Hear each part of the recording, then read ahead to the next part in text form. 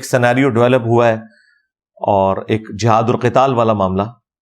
اس میں میں چاہ رہا ہوں کہ ہمیں کیا کرنا ہے. اب کون سے ایسے 12 کام ہیں جو مسلمانوں کے کرنے کے ہیں، وہ میں مختصر سے وقت کے اندر بریف کر دیتا ہوں، کیونکہ اس وقت تو سب کو یہ ہے کہ بھئی میں نے کیا کرنا ہے، کہیں میں پکڑا نہ جاؤں. یعنی جس کو بھی تھوڑا سا آخرت کی جواب دہی کا خوف ہے نا، تو وہ تو ڈرتا ہے کہ بھئی میں نے اس پورے معاملے میں کیا کرنا ہے کہ اللہ تعالیٰ مجھے نہ پکڑ لے کہ میرے مسلمان بھائیوں کے ساتھ یہ ہو رہا تھا اور میں نے کچھ نہیں کیا. تو اس کانٹیکسٹ میں نے 12 علمی پوائنٹس کی شکل کے اندر 12 ٹاسک، یعنی 12 کرنے کے کام. ان میں سے بھی پہلے 2 کام وہ ہیں جو ہم سب نے کرنے ہیں، خواہ حکمران ہے خواہ عوام الناس ہے. اور جو بعد کے 10 کام ہیں وہ صرف حکمرانوں کے کرنے کے ہیں، اور وہ ان کو ہم نے اس کے اوپر ابھارنا ہے کہ انہوں نے یہ کام کرنے ہیں. لیکن عوام الناس کے کام میں نے شروع میں 2 رکھے ہیں، اس لیے کہ زیادہ تر لوگوں کو اس سے کنسرن ہے. ٹاسک نمبر 1 وہ ہے اللہ کے حضور دل سے گڑ گڑا کر اپنے مسلمان بھائیوں کے لیے دعا کرنا. دعا مومن کا ہتھیار ہے جی، یہ ذہن میں رکھیے گا. دعا سے وہ مسئلے حل ہوتے ہیں جو تدبیروں سے حل نہیں ہوتے، اور یہ اللہ نے ہمیں حکم بھی دیا ہے کہ ہم نے دعا مانگنی ہے. ادعونی استجب لکم، اے میرے بندو مجھ سے مانگو میں تمہیں دوں گا. اور پھر ساتھ فرمایا ان الذین یستکبرون عن عبادتی، جو تکبر کریں گے میری اس عبادت سے، یعنی مجھ سے دعا نہیں کریں گے، میں انہیں عنقریب ذلیل و خوار کر کے جہنم میں پھینکوں گا. وَلِعَوْذُ بِاللَّهِ تعالیٰ. ہمارا رب وہ شہنشاہ ہے کہ اس سے نہ مانگے تو وہ ناراض ہوتا ہے. باقی شہنشاہ تو مانگنے کے اوپر ناراض ہوتے ہیں نا. اللہ وہ شہنشاہ ہے کہ جس سے نہ مانگا جائے وہ ناراض ہو جاتا ہے. تو دعا آپ نے مانگنی ہے، یہ ایک حق ہے مسلمان کا دوسرے مسلمان کے اوپر. ٹاسک نمبر 2 وہ ہے سوشل میڈیا کے اوپر اپنی آواز کو بلند کرنا. کہیں پر اگر پروٹیسٹ ہو رہے ہیں، ان پروٹیسٹ میں حصہ لیں. فزیکلی جو ڈیمانسٹریشن ہوتی ہے، بینرز اٹھا کے، پلے کارڈز اٹھا کر، جس طرح یورپ میں اور امریکہ میں، پوری دنیا کے اندر یہ احتجاج ہو رہے ہیں، ان میں جہاں تک قانون کے دائرے کے اندر آپ نے اس میں حصہ لینا ہے. اور سوشل میڈیا کے اوپر آپ نے اسلام کے حق میں، فلسطینیوں کے حق میں آواز بلند کرنی ہے. لیکن اس آواز بلند کرنے میں ایسا کوئی معاملہ نہ ہو کہ وہ گالی گلوچ کی طرف چلا جائے اور اسلام کی کوئی غلط پکچر لوگوں کے سامنے آئے. یہ ذہن میں رکھیے گا. یہاں پہ بھی ہم نے اپنے معاملات کو سوشل میڈیا میں یا پروٹیسٹ میں ایک پازیٹیو انداز میں لے کے چلنا ہے. آپ علمی طریقے سے چیزوں کو ہائی لائٹ کریں اور بتائیں کہ یہ اسلام کی تعلیمات ہیں. ٹاسک نمبر 3، اب یہ پہلے 2 تو تمام مسلمانوں سے متعلق تھے، اب جو اگلے 10 ہیں نا وہ حکمرانوں سے، بڑوں سے متعلق ہے. ٹاسک نمبر 3، کم از کم 5 اسلامی ملک اس وقت میری نظر میں اتنے تگڑے ہیں کہ انہیں فرنٹ سے لیڈ کرنا چاہیے، ان کے حکمرانوں کو، ان کے بڑوں کو.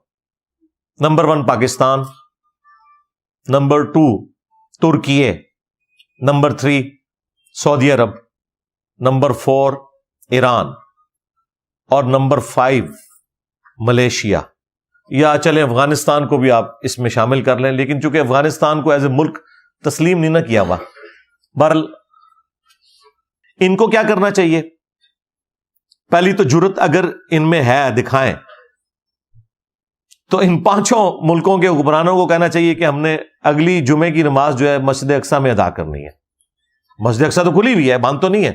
یہ تو غزہ کی طرف ہے نا ساری جنگ والا معاملہ، وہ تو اپنی جگہ موجود ہے. صرف یہ اس کی اناؤنسمنٹ کر دیں، بھلے جائیں نا، اناؤنسمنٹ کر دیں. تو انٹرنیشنل نارمز کے اندر اسرائیل کی ذمہ داری ہے کہ وہ انہیں سیکیورٹی بھی پرووائڈ کرے گا. اول تو وہ سوری بول دیں گے، تو یار انگلی کٹا کے شہیدوں میں نام لکھوا لو، ایک بار بات تو کرو نا کہ ہم نے اگلی جمعے کی نماز وہاں پڑھنی ہے.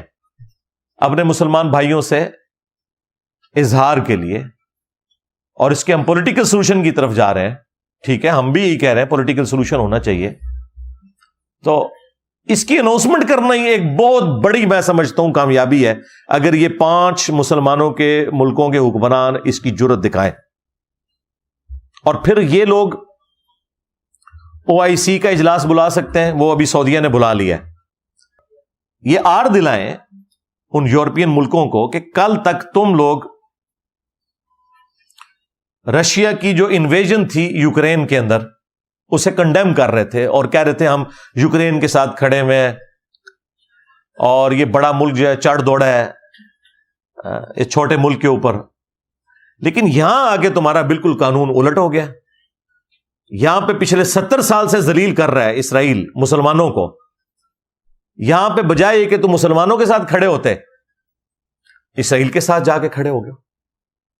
تو یہ ساری چیزیں انہی کے اصول اور مبادی کے اوپر انہیں جواب دیا جائے۔ ٹاسک نمبر 4 وہ ہے کہ نیٹو کی طرز کے اوپر تقریباً 60 کے قریب اسلامی ملک ہیں، آلریڈی ان کی آرگنائزیشن بنی ہوئی ہے OIC، ان کی ایک کوئی مشترکہ اس طرح کی فورس بھی ہونی چاہیے، اتحاد ہو۔ نیٹو دیکھیں اتحاد بنا ہے تو جہاں کہیں بھی کوئی معاملہ ہوتا ہے وہ دوسرے ملکوں کی مدد کے لیے پہنچتے ہیں، اس طرح کا مسلمانوں کا بھی ایک اتحاد قائم ہونا چاہیے، اور اس میں فرنٹ سے لیڈ یہی 5 بڑے ملک کریں جن کا میں نے ذکر کیا۔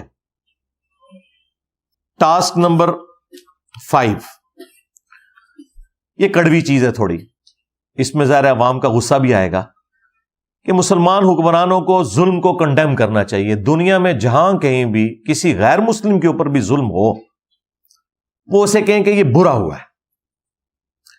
آج اگر آپ نے اسرائیل کی گندگی کو لوگوں کے سامنے ایکسپوز کرنا ہے نا، اس کا طریقہ وہ ہے جو پیوٹن نے اختیار کیا ہے، رشیا کے پریزیڈنٹ نے۔ پتہ ہے اس نے کیا بیان دیا ہے؟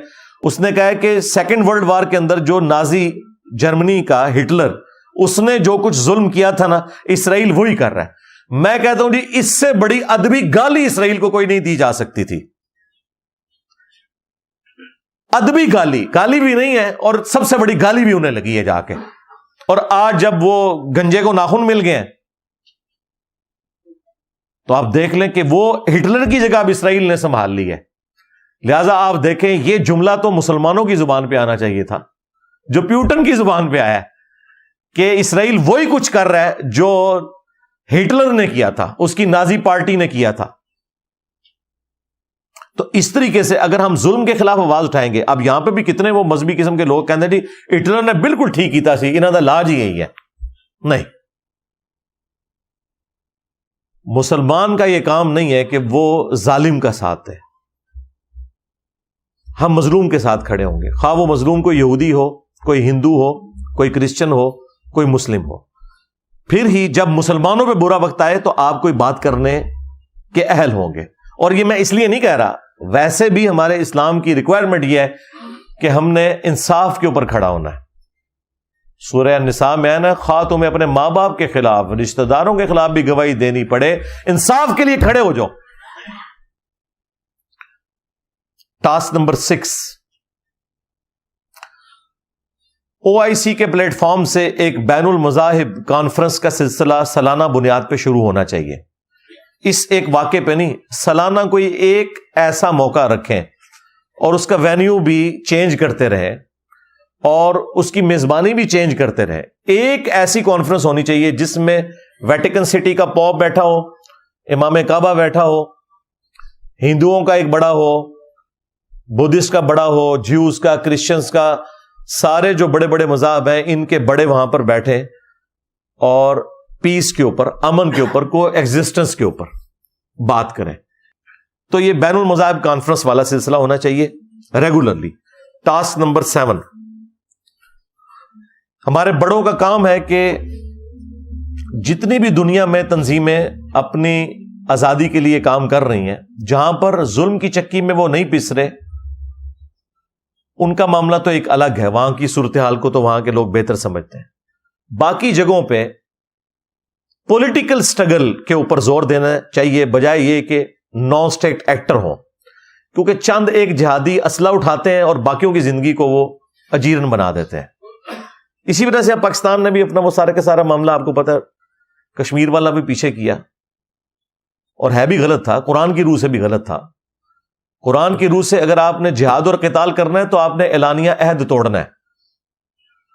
میں تو کہتا ہوں کریں، اگر تڑ ہے تو جنگ کریں، لیکن یہ نہیں ہو سکتا کہ اوپر سے ہم UN کی قراردادوں میں بندھے ہوئے ہیں اور اندر سے پاکستان اپنی فوج گھسا دے یا جہادی گھسا دے کشمیر میں، اور انڈیا اپنے جہادی سو کارڈ، وہ بھی تو جہادی کہتے ہیں نا اپنے ہولی وار، وہ بلوچستان میں گھسا دے. یہ اسلام میں اس چیز کی اجازت نہیں ہے.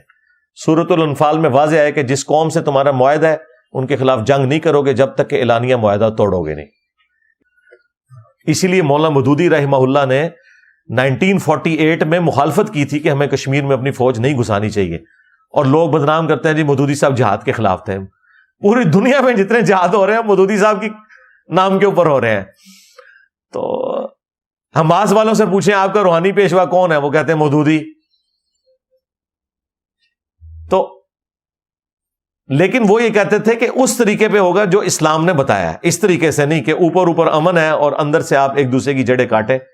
اس طرح کی گریلا وار والا معاملہ نہ ہو. تو پولیٹیکل سٹرگل کو جو ہے نا وہ فروغ دیا جائے. ٹاسک نمبر 8 وہ مواخات والا جو ہم بچپن سے پڑھ رہے ہیں کہ جب ہجرت مدینہ ہوئی، صحابہ کرام اپنا سارا ساز و سامان چھوڑ کر مدینہ شریف آ گئے تو ان کے پاس تو کچھ بھی نہیں تھا. تو نبی صلی اللہ علیہ وآلہ وسلم نے ایک مہاجر اور ایک انصار کو بھائی بھائی بنایا، حتیٰ کہ یہاں تک معاملات ہوئے کہ اگر کسی انصاری کی 2 بیویاں تھیں نا تو اس نے کہا یہ 2 بیویاں ان میں سے ایک پسند کر لو، میں اسے طلاق دے دیتا ہوں تو تم اس سے شادی کر لو. کیا حوصلہ تھا. تو مواخات والا معاملہ ہونا چاہیے. اس وقت 60 لاکھ کے قریب مسلمان ہیں. اسرائیل، غزہ اور ویسٹ بینک، یہ سارے ملا کے جتنے بھی ہیں نا، یہ آلموسٹ 60 لاکھ کے قریب فلسطینی ہیں مسلمان. اگر ان میں سے کوئی ہجرت کرنا چاہتے ہیں تو یار 60 کے قریب اسلامی ملک ہیں. ویسے تو 1-1 لاکھ سارے لے لیں، لیکن ظاہر ہے اس پہ وہ ایگری نہیں کریں گے، وہ کہیں گے ہم نے اپنی سرزمین تو نہیں چھوڑنی ان کے لیے. یہی تو اسرائیل چاہتا ہے. لیکن جو لوگ ہجرت کرنا چاہتے ہیں، ایٹ لیسٹ ہجرت کرنا کوئی مطلب بری بات نہیں. حضرت ابراہیم علیہ السلام نے ہجرت کی ہے، نبی صلی اللہ علیہ وآلہ وسلم نے کی ہے. تو مواخات والا معاملہ تو ہونا چاہیے. لیکن ہمارا حال یہ ہے کہ یہاں پاکستان میں بھی ایسے ہزاروں خاندان ہیں جو بیچارے ہجرت کر کے کسی فارم میں، کوئی کراچی میں آگے ہوئے، کوئی بنگلہ دیش کے لوگ، کوئی روہنگیا کے، انہیں آج تک نیشنلٹیز نہیں ملی ہوئی ہیں. تو یہ بھی ہمارے حکمرانوں کا کام ہے، کم از کم بارڈر کے اوپر کوئی خیمہ بستی ایک آباد کریں. ایٹ لیسٹ جو لوگ ہجرت کر کے وہاں آ رہے ہیں انہیں اکوموڈیٹ کیا جائے. ٹاسک نمبر 9 وہ یہ ہے کہ اب اس پورے واقعے کے بعد ہمیں ایک چیز تو لرن کرنی چاہیے. فلسطین میں میجورٹی سنیوں کی ہے، اور سنیوں میں بھی وہ لوگ ہیں کہ جن کو یہاں کے سنی کبھی بھی پسند نہیں کریں گے. اگر وہ ان کی مسجد میں آ جائیں تو یہ مسجدیں دھلائیں گے، یعنی رفع الیدین کرنے والے سنی ہیں وہ. اور وہاں کے سنی ایسے ہیں جو ہاتھ چھوڑ کے نماز پڑھتے ہیں. شیعہ تو پڑھتے ہی پڑھتے ہیں نا، مالکی ہیں اور کئی بیچ میں سلفی ہیں.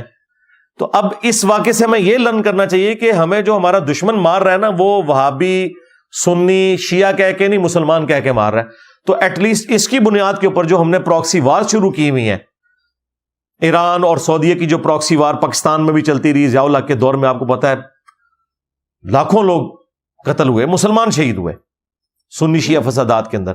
تو ایٹ لیسٹ اب ہمیں سبق سیکھتے ہوئے نا، ان حکمرانوں کا کام ہے یہ پراکسی وارز ختم کریں. جو میں سمجھتا ہوں محمد بن سلیمان نے، یعنی اس سے لاکھ اختلاف، لیکن یہ اس نے جو دوستی کا ہاتھ بڑھایا کچھ عرصہ پہلے ایران کے ساتھ، اس کے اثرات پوری دنیا کے اوپر نظر آئیں گے. ٹاسک نمبر 10 اور وہ یہ ہے کہ یہ سارے حکمران جو مسلمانوں کے لیے اتنا درد رکھتے ہیں نا کہ جی مسلمان اپنے حقوق کے لیے جنگ لڑ رہے ہیں، تو کم از کم اپنے ملکوں کے اندر جو ناانصافی ہے اسے تو ختم کریں آپ. کیا پاکستان میں لوگوں کے ساتھ ناانصافی نہیں ہو رہی؟ سیکنڈ لاسٹ 11 نمبر ٹاسک وہ ہے کہ جتنی NGOs ہیں جو میں سمجھتا ہوں حکومتوں سے بڑا کام کر رہی ہیں، جس طرح جماعت اسلامی کی الخدمت فاؤنڈیشن ہے، عیدی والے ہیں. الخدمت فاؤنڈیشن تو ہر موقع پر، خواہ روہنگیا میں مسلمانوں کا ایشو ہو، کشمیر میں ہو، فلسطین میں ہو، آج سے نہیں ڈیکیز سے وہ کام کر رہے ہیں بڑے لیول کا. گورنمنٹ کو چاہیے کہ بجائے پیرلل میں اپنے کوئی فنڈز قائم کرنے کے نا، جو یہ لوگ ایماندار لوگ ہیں ان کے ہاتھ مضبوط کریں.